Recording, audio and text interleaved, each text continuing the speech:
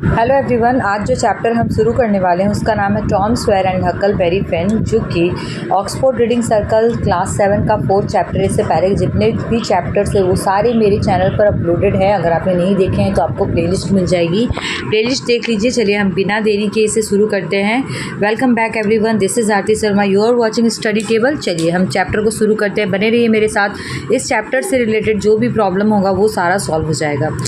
Monday morning found Tom Sawyer miserable. तो देखिए सुबह की बात है और उसे ना मिजरेबल लगता है, मतलब अनईजी लगता है। टॉम सॉयर को अच्छा नहीं लगता है।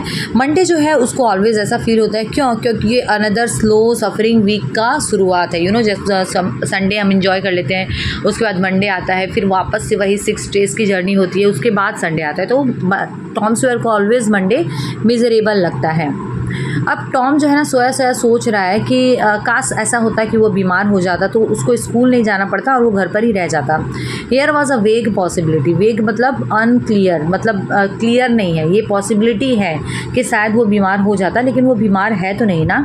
ही कन्विंस्ड हिज सिस्टम। कन्विंस मतलब क्या होता है? अपने दिमाग से कुछ सोच कर निकालना। No alignment was found. लेकिन अलाइनमेंट मीन्स क्या होता है कि कोई भी no element was found. Element means क्या होता है? लाइक कोई भी बीमारी जो है ना उसे अपने दिमाग में मिल नहीं रही थी, जो कि वो सर्च कर रहा था जिससे कि वो बना के स्कूल जाने से बच सके। And he investigated again. और वो वापस अपने दिमाग में सोचता है कि चलो देखूं क्या बीमारी मिल सकती है मुझे। This time he thought he could detect cramp system. और इस बार उसे लगता है कि अगर क्रैम्पी सिस्टम्स का वो बहाना करे तो शायद वो बच सकता है। And he began to encourage them with considerable hope. और वो अपने क्रैम्पी सिस्टम्स को, लाइक उसे जो क्रैम्प्स आ रहे हैं, अपने इमेजिनेशन में वो बचने की जो कोशिश कर रहा है उसे बढ़ाने की कोशिश करता है, लेकिन वो धीरे धीरे कम पड़ जाते हैं। क्रैम्प क्यों पड़ जाते हैं? And presently died Holi away. और वो पूरी तरीके से ये जो बहाना है ना उसका काम नहीं करता, और वो जो क्रैम्प्स आने वाले थे उसके माइंड में जो क्रिएट करने वाला था वो फैसिनेटिंग, वो धीरे धीरे ख़त्म हो जाता है। और उसके बाद वो वापस से ही रिफ्लेक्टेड फर्दर, अब नया कोई तरीका खोजने की कोशिश करता है। और सडनली वो एक चीज़ डिस्कवर करता है कि उसका ऊपर वाला जो दांत है ना वो टूट गया है और वो या फिर दर्द होने वाला है। This was lucky. ये हो सकता था। और वो क्या करता था? बिगेन टू ग्रोन, लाइक अब वो कराने ही वाला था। बोलते हैं ना दर्द से हम चिल्लाते हैं कि मेरा दांत दुख रहा है। When it awkward to him that if he used that argument his aunt would pull it out. लेकिन उससे दूसरी तरफ अपने आंट से डर भी लग रहा है कि अगर वो बोला मेरा दांत दुख रहा है ना तो सच में उसकी आंट क्या करेगी? उस दांत को उखाड़ ही देगी। तो ना ही दांत रहेगा और ना ही उसे दर्द होगा। And it would hurt. और लेकिन इससे तो उसे सच में दर्द हो जाएगा, क्योंकि वो तो झूठ बोल रहा है कि उसे दांत में दर्द है, लेकिन सच में दर्द हो जाएगा अगर उसकी आंट उसे उखाड़ देती है तो। अब इसलिए उसने क्या किया? अपने दांत वाले दर्द को ना एक बार साइड में रख लिया और आगे सोच रहा है कि और आगे वो क्या कर सकता है। Nothing offered for some little time. लेकिन उसको कुछ टाइम के लिए ना कुछ नहीं समझ में आता है कि क्या करूँ। लेकिन सडनली उसे कुछ याद आता है। उसे एक और बीमारी याद आती है। क्या याद आता है? Hearing the doctor tell about a certain thing. उसे ये याद आता है कि डॉक्टर ने कभी तो कुछ कहा था किसी पेशेंट को कि 2 या 3 वीक्स में उसकी जो है ना फिंगर वो लूज़ हो जाएगी। किसी एक बीमारी के बारे में उसे याद आता है। तो वो क्या करता है? अपनी जल्दी से अपना सो टो बोला गया। देखिए जैसे उसकी जो पैर की जो अंगुली है उसे टो बोलते हैं। तो ऐसा लग रहा है जैसे उसमें दर्द है। वो अपनी अंगुली को निकालता है, पैरों की उंगली को, and from under the seat and held it up for inspection. और ऐसा लगता है जैसे उसको सच में दर्द है, उसको इंस्पेक्शन करता है। But it did not know the necessary symptoms. लेकिन जब अगर ये बहाना बनाएगा तो उसे नहीं पता कि इसमें क्या सिम्टम्स होते हैं। उसको क्या बताना पड़ेगा कि मेरे ये हो रहा है, मेरे वो हो रहा है, उसको ऐसा कोई भी नॉलेज नहीं है। लेकिन however it seemed well worth while to chance it, so he fell to groaning with considerable spirit. लेकिन उसको ऐसा लग रहा है चलो ठीक है मुझे सिम्टम्स नहीं पता, लेकिन उसे ऐसा लगता है कि अगर ये बहाना बनाता हूँ तो ना ही मेरा दांत उखड़ेगा और ना ही मुझे कोई कुछ कर पाएगा। आंट भी समझ नहीं पाएगी क्योंकि ये तो दिखाई नहीं दे रहा है, बस ये बोलेगा कि हाँ दर्द हो रहा है। But Sid slept on unconscious. लेकिन सिड जो उसके बगल में सोया हुआ है ये बहाना मार रहा है टॉम सॉयर कि मुझे दर्द हो रहा है, लेकिन सिड को कोई फ़र्क ही नहीं पड़ता। सिड अपना आराम से सोया हुआ है। Tom ग्रोन्ड louder. अब उसकी बात कोई नहीं सुन रहा है तो वो और जोर कर आता है। And fancied that he began to feel pain in the toe. और और अब वो इस तरीके से एक्टिंग कर रहा है कि लाइक उसे सच में दर्द हो रहा है और वो ऐसा लगता है कि जैसे सच में दर्द से पागल है।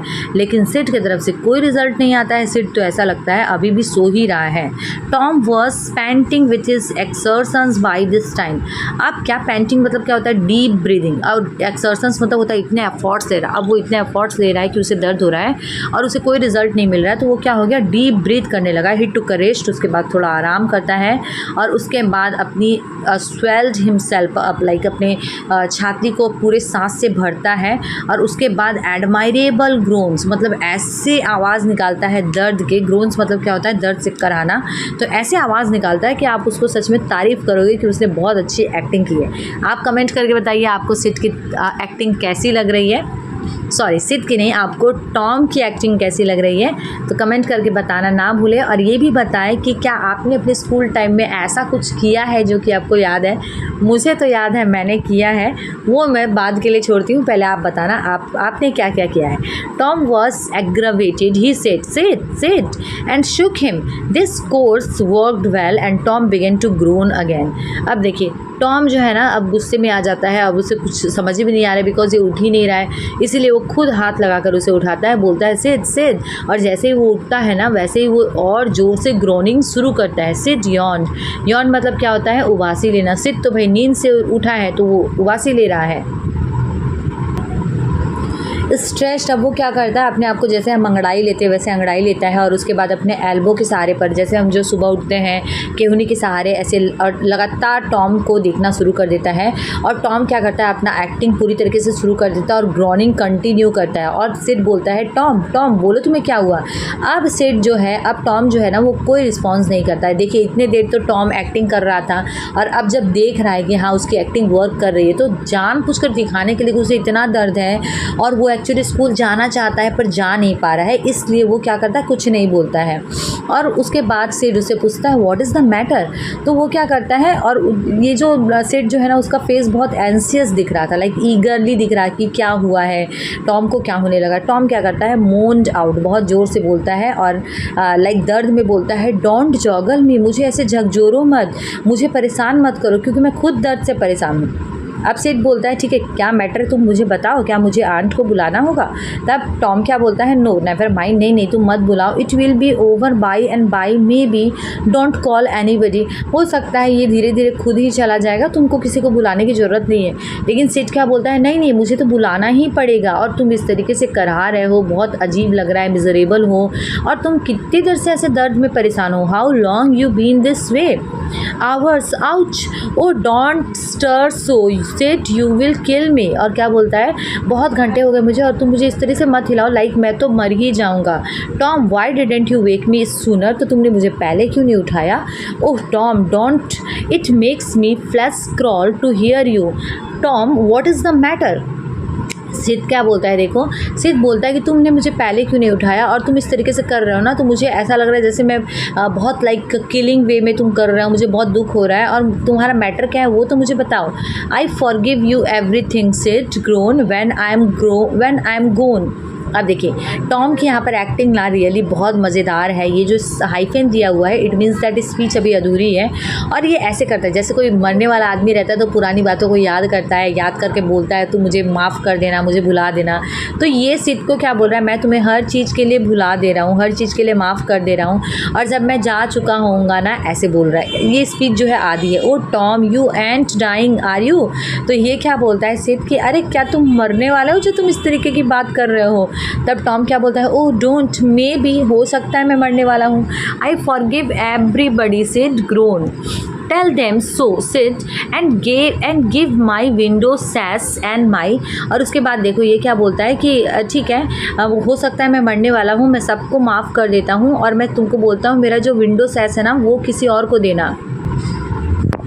Cat with one eye to that new girl in town and tell her. और उसके बाद क्या बोलता है? मेरा जो विंडो सैस कैट है जो कि वन आइड है। यहाँ पर वो देखिए, विंडो सैस एग्जैक्टली मीन्स क्या होता है? विंडो के आसपास का जो पैनल होता है उसे बोला जाता है, लेकिन यहाँ पर ये किसी कैट की बात कर रही है, बात कर रहा है और बोल रहा है कि वो उसे जो नई गर्ल जो है ना टाउन में उसे दे देना। But Sid had snatched his clothes and gone. लेकिन सिड क्या करता है? उसकी बातें नहीं सुनता है। ये देखिए स्पीच उसकी अधूरी है वापस से। और उसके बाद आंट को बुलाने के लिए चला जाता है। Tom was suffering in reality. Now so handsomely was his imagination working, and so his groans and gathered quite a genuine tone. तो देखिए अब टॉम जो है ना इतनी अच्छे से जेन्युइनली एक्टिंग कर रहा था, इतने अच्छे से कर रहा था मानो कि वो सच में सफ़र कर रहा है दर्द से, और उसकी जो इमेजिनेशन है इतने अच्छे से वर्क कर रही थी कि उसका एक जेन्युइन टोन आ गया था रोने का। सिड जो है जल्दी जल्दी नीचे जाता है, नीचे जाकर आंट पॉली को बुलाता है और बोलता है टॉम इज़ डाइंग। देखो आंट पॉली, अब टॉम तो मरने ही वाला है। आंट पॉली जो है वो कम्प्लीटली घबरा जाती है, बोलती है डाइंग, क्या मर रहा है? Yes ma'am, don't wait, come quick. और क्या बोलता है, तुम वेट मत करो, जल्दी से आ जाओ। रबिज, आई डोंट बिलीव इट। अब देखिए इसकी पहली स्पीच ही क्या है, रबिज, लाइक बकवास कर रहे हो, मुझे विश्वास नहीं होता। लेकिन वो क्या करती है, अपस्टेयर्स जाती है, nevertheless with Sid and Mary at her heels. और उसके बाद क्या करती है, इनके साथ मैरी और सिड भी आते हैं। And her face grew white too and her lips trembled. लेकिन जब वो टॉम की सिचुएशन देखती है ना तो उसकी भी हालत बिगड़ जाती है। किसकी? आंट पॉली की। ट्रिम्बल्ड मतलब होता है कांपना, उसे भी नहीं समझ में आता है कि क्या हुआ है। और उसके बाद वो बोलती है Tom what's the matter with you, तुम्हें हुआ क्या है? ओ आंटी, माई सो टोज मॉर्टिफाइड। मेरा जो टो है ना वो कम्प्लीटली मॉर्टिफाइड मीन्स बहुत ही बैडली हर्ट करना। तो ये बोलता है कि मेरा जो टो है ना वो बहुत बुरी तरीके से हर्ट कर रहा है। अब ओल्ड लेडी क्या करती है, जो पॉली आंटी है वो एक चेयर पे बैठ जाती है और उसके बाद थोड़ा सा हंसती है एंड देन क्राइड अलॉट, और उसके बाद रोने लगती हैं। देन डिड बोथ टुगेदर, उसके बाद रोना और हंसना साथ में करती है। सोचिए आप ये सिचुएशन कैसी रही होगी, मुझे तो इमेजिन करके ही हंसी आ रही है। This restored her and she said, और उसके बाद क्या बोलती है, Tom what a turn you did give me, now you shut up that nonsense and climb out of this. और उसके बाद क्या बोलती है कि तुम ना बहुत ही अजीब सा एक्सक्यूज़ बना रहे हो, अब ये अपनी बकवास बंद करो और उठ के बैठ जाओ। The groan ceased and the pain vanished with from the toe. अब आंट के ऐसे बोलते ही जैसे मानो उसको कोई दर्द ही नहीं था, दर्द कंप्लीटली गायब हो जाता है।